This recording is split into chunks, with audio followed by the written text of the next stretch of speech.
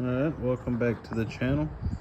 What I got here today is two Kobalt USA's 3/8 drive. Picked them up this morning. These are I already got the snap rings up. So standard Danaher ratchet design. From the looks of it, I haven't took the plates off yet. Here's this one, different handle style. I'm not real sure. I'm almost 99% sure that Danaher made the ratchet itself. I'm not sure what the difference of the handles are. I know this one has a 22-316 and then this one is a 22-800 code on it. If anybody collects Kobalt or Danaher tools in general, maybe they can comment. As far as this goes, these were made in the USA, somewhere early 2000s, 90s, so not quite vintage, but as far as USA ratchets go, they're few and far between anymore. So I do know that the sockets, I believe the sockets, I also picked up 3/8 shallow impact sockets, new old stock. They're USA made, so I'm pretty sure those and the wrenches were made by J.H. Williams around this time period, so therefore snap-on wrenches, sockets, etc. I've never really used the Kobalt sockets that were J.H. Williams manufactured, so I'm going to try those out at the shop probably tomorrow,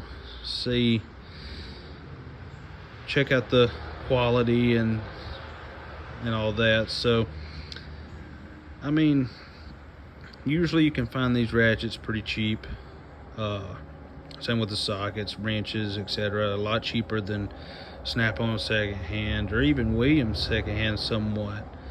So if it is, of course these are the Danaher, so on par with the old Craftsman. I think it's 36 tooth, so I'm sure, let's do the unveiling here.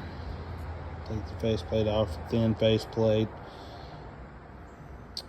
Yeah, just as I figured, just a standard Danaher batwing paw ratchet. Nothing extraordinary. And I'm sure the same goes for this one. Take this faceplate off. Thin faceplate.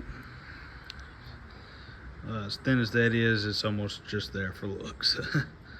But I mean, yep, standard batwing paw mechanism, quick release. They're pretty clean. These are new old stock, so there's not a lot of cleaning involved. This one may need it a little more than that one. Very little oil, more oil in this, the rounded handle, than this one. So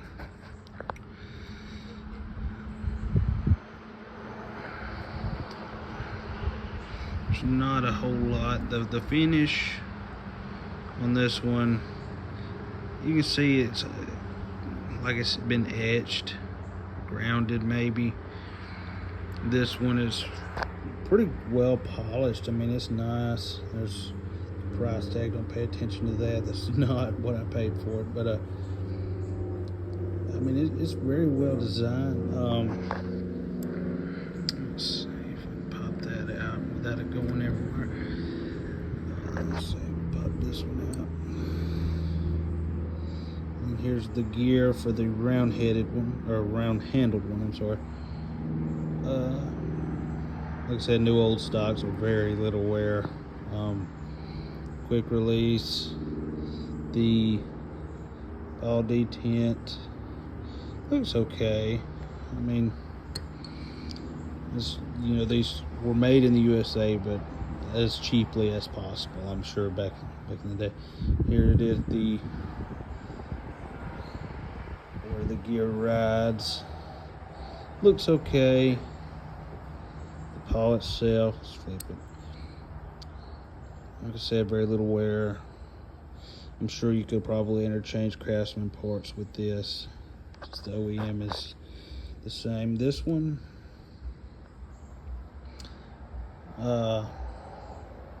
very little oil, if any at all, which I'm not sure how long it was sitting. Batwing paw, very little wear. The backside, the lever is different than the Craftsman ones. This looks more like an Allen branded ratchet, in my opinion. So backstory on Danaher. Danaher created quite a few ratchets during the span of Craftsman. So let me think. I know they did the last few runs of the Craftsman ratchets. They did these. They made the Allen brand. Armstrong was part of Danaher. Danaher was absorbed in, correct me if I'm wrong, but 2011-ish, I think.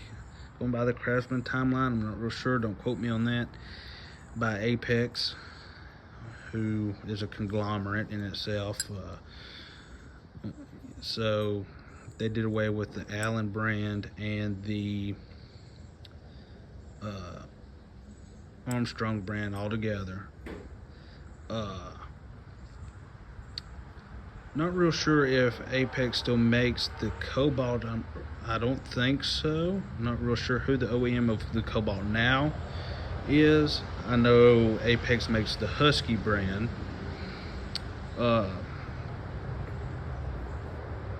So these ratchets, pretty plain. Not much cleanup. What I will use to clean these up with is just some Aircrawl.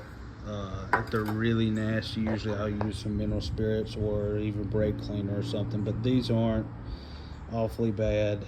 But what I will do is lube them up. I use on these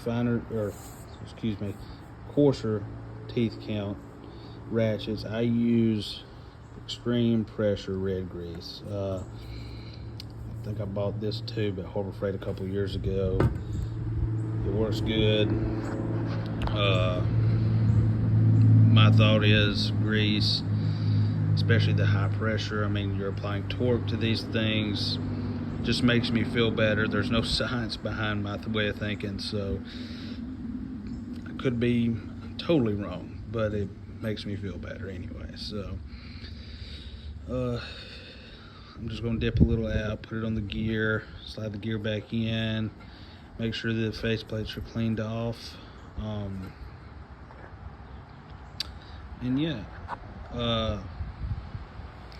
that'll be the finished product of these Danaher Kobalt USA ratchets. I appreciate it.